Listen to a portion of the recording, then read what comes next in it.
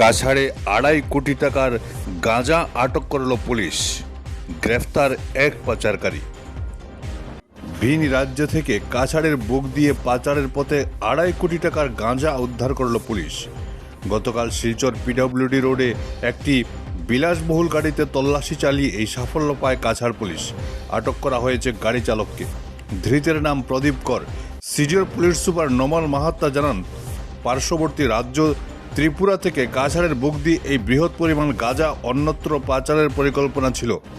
গোপন সূত্রে খবর পেয়ে পুলিশ গতকাল বিকেলে অভিযান চালিয়ে গাঁজা সহ পাচারকারীকে আটক করে।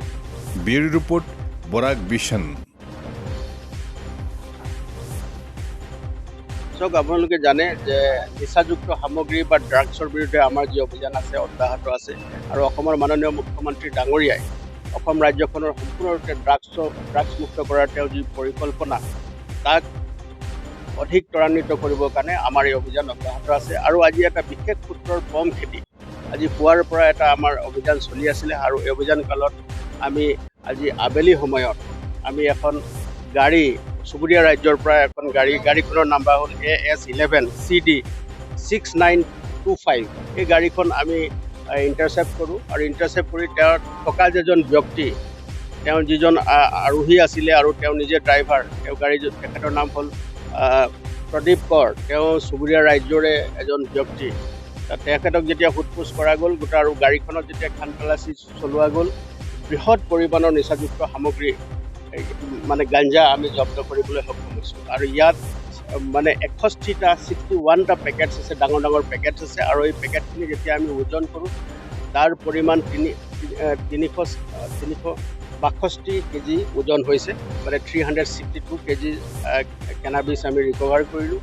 আৰু তাৰ লগতে যেতিয়া আমি স্থলীতে আমাৰ ড্ৰাগ ডিটেকশ্যন কিটৰ জৰিয়তে তাক আমি পৰীক্ষণ কৰোঁ আৰু পৰীক্ষণ কালত সম্পূৰ্ণ পজিটিভ ৰিপ্লাই পোৱাৰ পাছত আমি ইণ্ডিপেণ্ডেণ্ট উইটনেছৰ উপস্থিতিত আমি গোটেই সামগ্ৰীখিনি জব্দ কৰিছোঁ।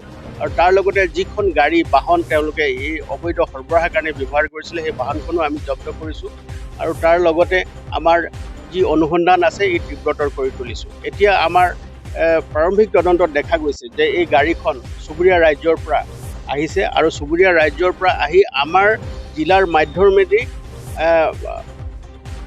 আন এক ঠাইলৈ লৈ যোৱাৰ তেওঁলোকৰ মহানগৰলৈ লৈ যোৱাৰ তেওঁলোকৰ পৰিকল্পনা আছিলে। আমি বৰ্তমানো মানুহজনক সোধপোছ কৰি আছোঁ আৰু আপোনালোকে দেখিছে চলিতে আমি গোটেই সামগ্ৰীখিনি আমি জব্দ কৰিছোঁ। আৰু প্ৰাৰম্ভিক তদন্তৰ কালত গোটেই বস্তু যিখিনি পোহৰলৈ আহিছে তাক অধিক ত্বৰান্বিত কৰিবৰ কাৰণে আমি তদন্ত কৰি আছোঁ। আৰু যিখিনি সামগ্ৰী আমি ইয়াতে জব্দ কৰিলোঁ সেই গোটেই সামগ্ৰীখিনি আজিৰ সময়ত চোৰাং বজাৰত তাৰ মূল্য প্ৰায় 2,50,00,000 হ'ব বা তাতকৈ অধিক হ'ব।